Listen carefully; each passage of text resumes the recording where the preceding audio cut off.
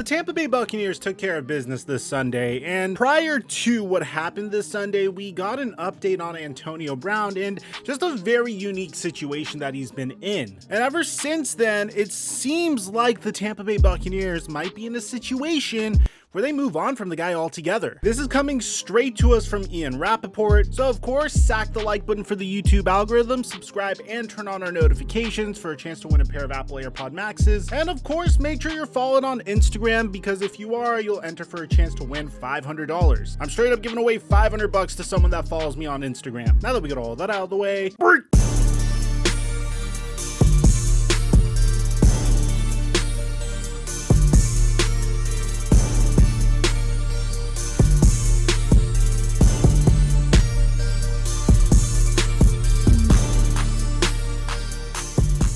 Mike check 1212, what's going on everybody? A few days ago we made a video called Antonio Brown's horrific mistake, and if you don't feel like watching the entire piece of it, or if you just feel like it's really silly to figure out what his horrible mistake was that resulted in his suspension, for the most part he was caught trying to obtain fake Johnson & Johnson vaccination cards so he could play this upcoming season. And this all happened because he had this one chef that eventually became his personal assistant, Steven Ruiz, who he really trusted. Unfortunately, Antonio Brown owed Steven Ruiz $10,000 and he didn't want to pay him that $10,000, giving him some sort of inspirational mumbo jumbo instead to try to get out of it. And of course, Steven Ruiz probably held this piece of information over Antonio Brown's head as blackmail, and when Antonio Brown decided not to give in, well, Steven Ruiz went public with the information. The information was just a screenshot between Steven Ruiz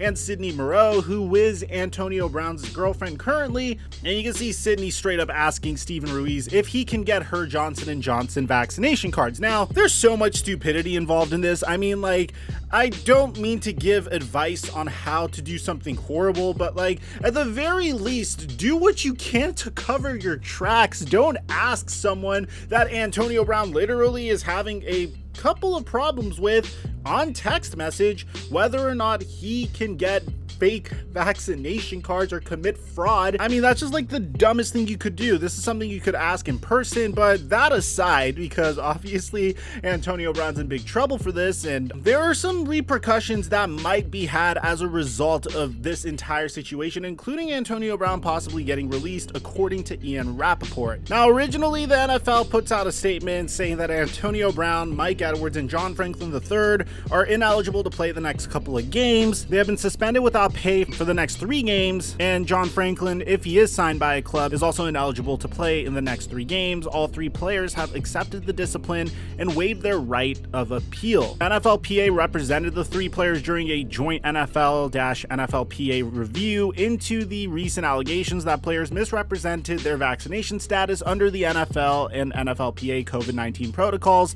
That review supported those allegations and found that the 3 players violated the protocol. So they were able to pretty much catch Antonio Brown in 4K actually trying to fake his vaccination status, and the Tampa Bay Buccaneers seem to be very accepting of what went down, saying that we appreciate the league's timely handling of this matter and recognize the importance of the health and safety protocols that have been established. We will continue to implement all league COVID-19 protocols. Now, of course, whenever something like this happens, people are going to compare it to something that was similar. If you remember, a couple of weeks ago, Aaron Rodgers went through something similar to this, where he lied to the media and said, "I've been immunized," when in reality he hasn't been vaccinated against COVID. Now, the difference between that situation and this situation is Aaron Rodgers told his teammates and everyone in the front office about his situation, which had to do with the fact that he was allergic to a specific ingredient in the vaccine, and that's the reason why he couldn't take it. And he went ahead and tried to look at alternatives, and as a result of this entire situation, Aaron Rodgers was just fined. But in Antonio Brown's situation, it seemed like he was going out of his way to straight up deceive everyone that's involved, from the NFL to his team to the masses in this situation. There's a difference between some slick wordplay that might have your teammates in the back laughing because they know that you're not vaccinated, and also taking the proper precautions to ensure that you don't spread the virus to other people, and completely lying about being vaccinated so people could feel like they're safe around you. And look, I'm not someone that is going to come out here and tell you to get the vaccine. I personally am vaccinated, and again, if you want to get the vaccine, then that's your decision. I'm not here to force you to do that. You're a big boy and you can make your own decisions. I think it works. Some people don't believe in it. That's a different story for a completely different type of channel, if I'm being honest. So you might be thinking, Mike, okay, so don't you think it's a little harsh that Antonio Brown could get released as a result of this? Well, you have to understand the circumstances in which Antonio Brown was signed to the Tampa Bay Buccaneers to begin with. Now, this was coming from the article on NFL.com from Ian Rappaport, so this is extremely legitimate. It opens up by saying that Tampa Bay Buccaneers head coach Bruce Arians left the door open on Antonio Brown's future this week in his first comments after the receiver was suspended for 3 games for violations of the NFL-NFLPA COVID-19 protocols. Now, the reason I guess he's saying this entire thing is because apparently Buccaneers Bruce Arians won't address the futures of Antonio Brown and Mike Edwards until the suspensions are over. So Bruce Arians said in a news conference on Friday, obviously we have 2 guys suspended. The league did their due diligence and we move on. I will not address those guys for the next 3 weeks.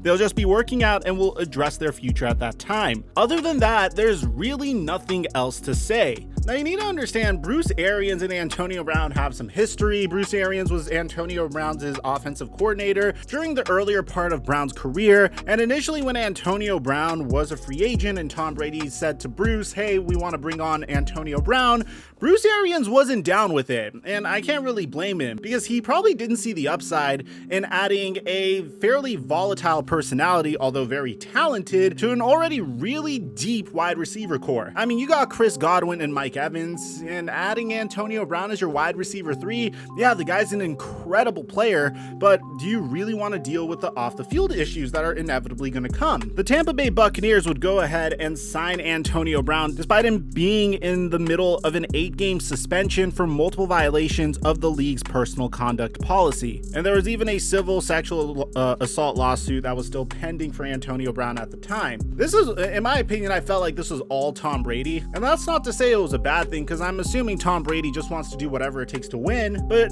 another important thing to note is the Tampa Bay Buccaneers seem to have had an open dialogue at the time when AB signed with the Buccaneers. And it says in this article from about a year ago that when Antonio Brown joined us, we were clear about what we expected and required of him. Thus far, he has met all the expectations we have in place. So things were going good, and I'm assuming this is kind of the straw that could break the camel's back, but it's really important to note that when Antonio Brown was signed to the Tampa Bay Buccaneers, he was already on a very short leash. And since then, some things have happened. 1, the Buccaneers obviously won a Super Bowl. 2, Antonio Brown got into a fight in training camp where he literally punched someone in the face. And 3, it seemed like he went ahead and tried to deceive his entire team with this fake COVID Johnson & Johnson vaccine card. So do I think the Tampa Bay Buccaneers are going to end up releasing Antonio Brown? I'm not really sure. It depends on how much of a distraction he is in that locker room, how much Tom Brady wants him there, and whether the drama is worth the potential headache. But for now, this is something that we gotta monitor. Maybe this is just something Bruce Arians is saying to scare Antonio Brown, but at the end of the day, the Tampa Bay Buccaneers seem to be doing fine just without him. So let me know in the comment section down below what you guys think. If you're the Tampa Bay Buccaneers, do you release Antonio Brown? Aside from that, I'm your boy Mike. I'm dropping our mic until our next upload.